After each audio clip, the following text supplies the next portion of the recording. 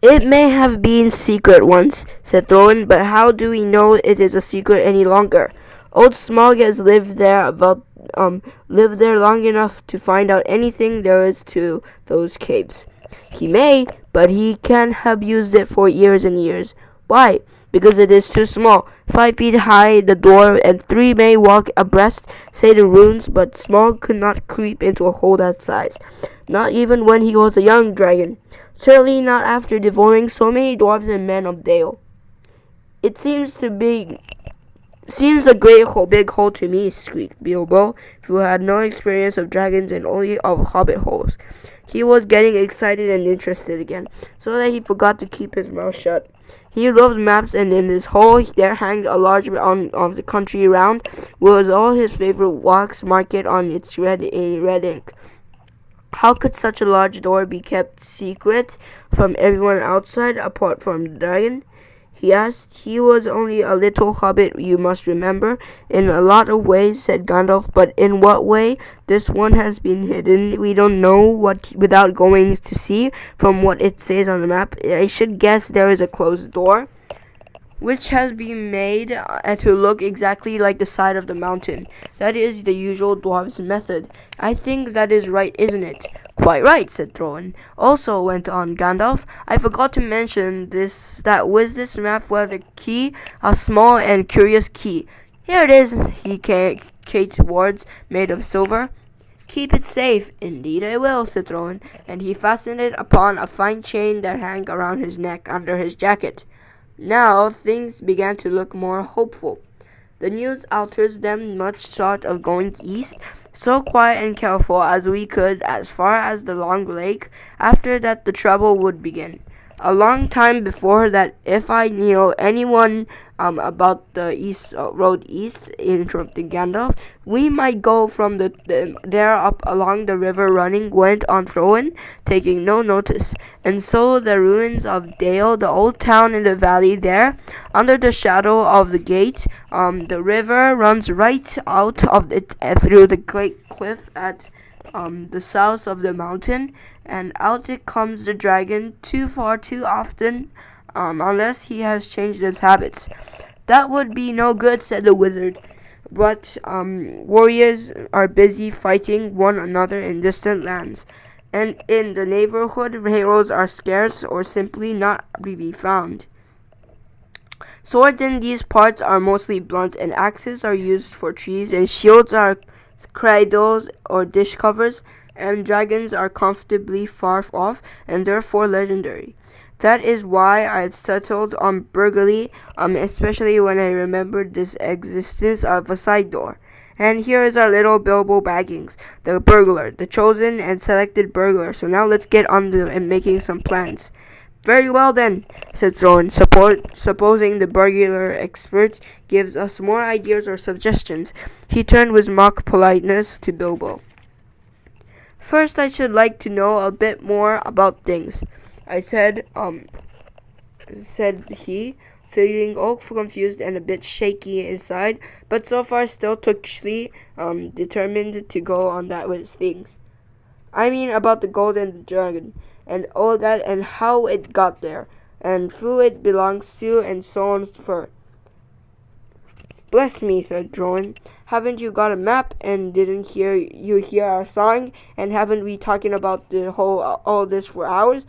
All the same, I should like it all plain and clear, said he, obviously putting on his business matter, usually reserved for people who try to borrow money from him, and doing his best to appear wise and prudent and professional and live up to Gandalf's recommendation.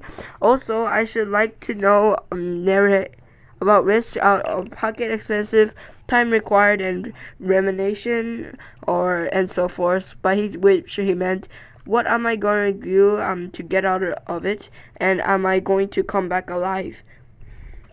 Oh, very well, said Throwan. Long ago, my grandfather came back with all their wealth and their tools to this mountain on the map. It had been discovered by my father, ancestor throwing the old, but now they mined and they tunneled and they made huger holes and greater workshops, and in addition I believe they found a good deal of gold and great many jewels too. Anyway, they grew immensely rich and famous, and my grandfather was king under the mountain again, and treated with great reverence. And the mortal men, who lived in the south, were gradually speeding up the running river, as far as the valley overshaded, shadowed by the mountains. They built the merry town of Dale. There in those days, kings used to send for our smith and reward even the least skillful, most richy fathers who beg us to take their sons as apprentices and pay us handsomely, especially in food supplies, which we never bothered to grow or find or ourselves. Altogether, those were good days for us, and then the poorest of us had money to spend and to lend, and leisure to make beautiful things just for fun of it, not to speak of the most marvelous and magical toys, the like of which is not to be found in the world nowadays. So my grandfather, the halls became full of armor and jewels and carving and cups, and the toy market of Dale was the wonder of the North. Undoubtedly, that was what brought the dragon. Dragons steal gold and jewels, from men and elves and dwarves, whoever they can find them, and they guard plunder as long as they live, which is practically forever. Plunder as unless they are killed, and never enjoy a brass ring of it. Indeed, they hardly know a good bit of working from bad through. They usually have a good notion to current market value.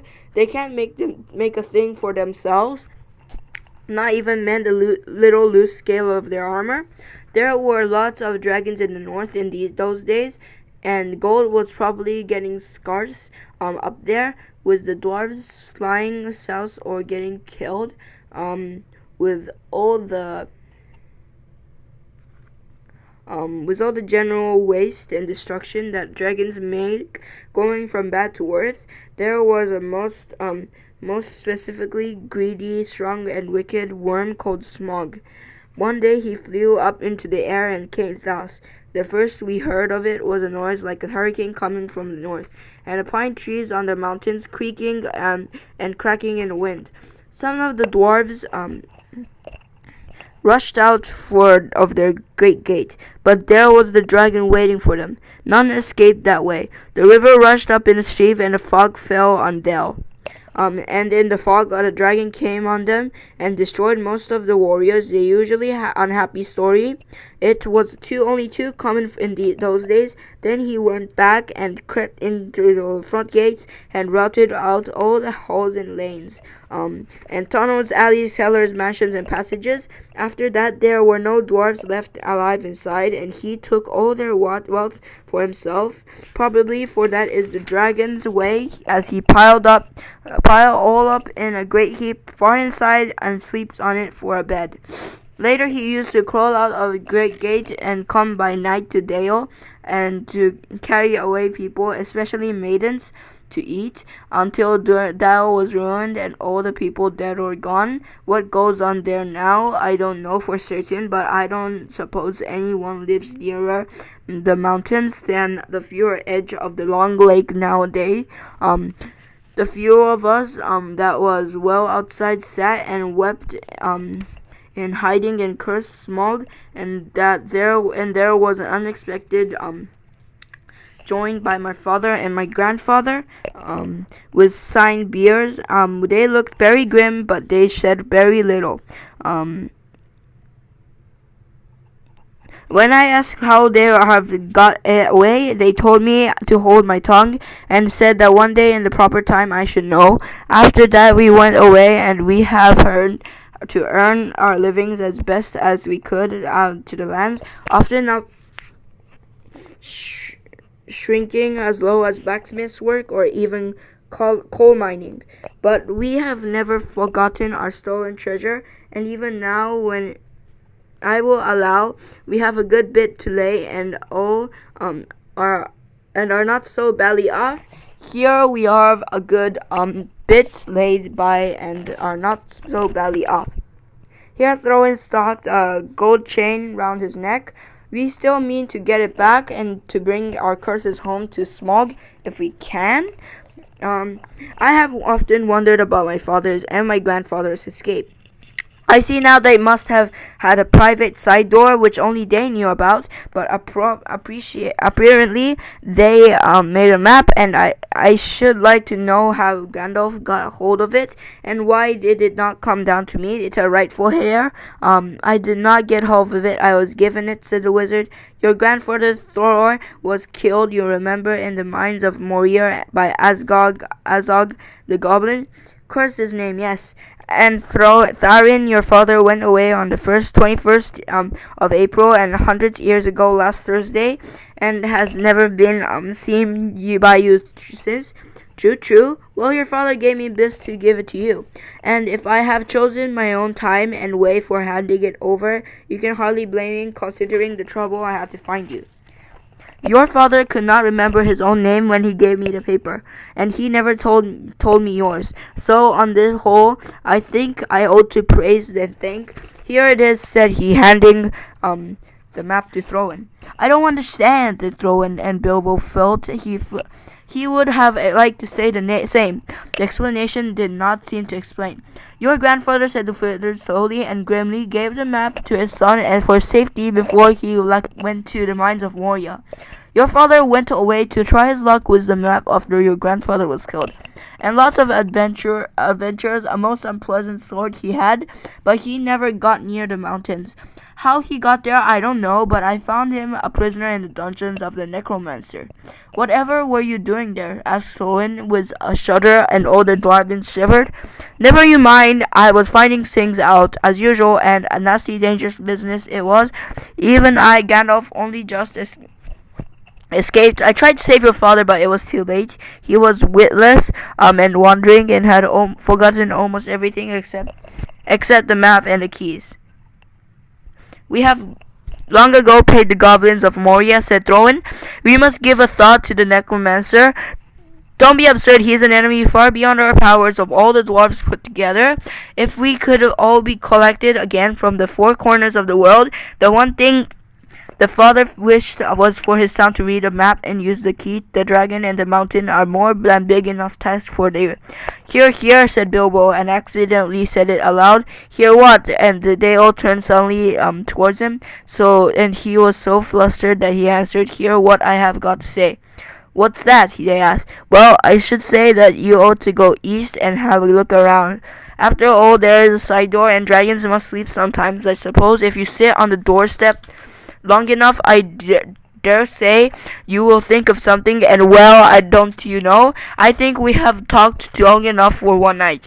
If you see what I mean. What about bed and an early start and all that?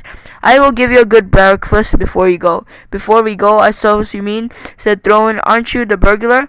And isn't sitting on the doorstep your job, not to speak of getting inside the door? But I agree about bed and breakfast. I like 6 eggs with my ham when stirring them on the journey, fried not poached, and mind you don't break 'em. After all the others had ordered their breakfast without so much as a please, which annoyed Bilbo very much, they all got up. The hobbit had to find a room for them all, and filled all his spare rooms, and made beds on chairs and sofas before he got them all stowed, and went on his little bed, very tired and not altogether happy. One thing he did make his mind up about was not to bother to get up very early and cook everyone else's wretched lunch. The tookishness was wearing off, and he was not quite too sure that he was going on any journey in the morning.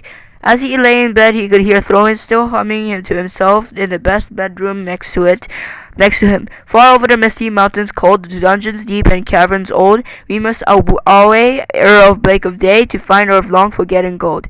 Bilbo went to sleep with it in his ears, and it gave him a very uncomfortable dream. It was long after the break of the day when he woke up.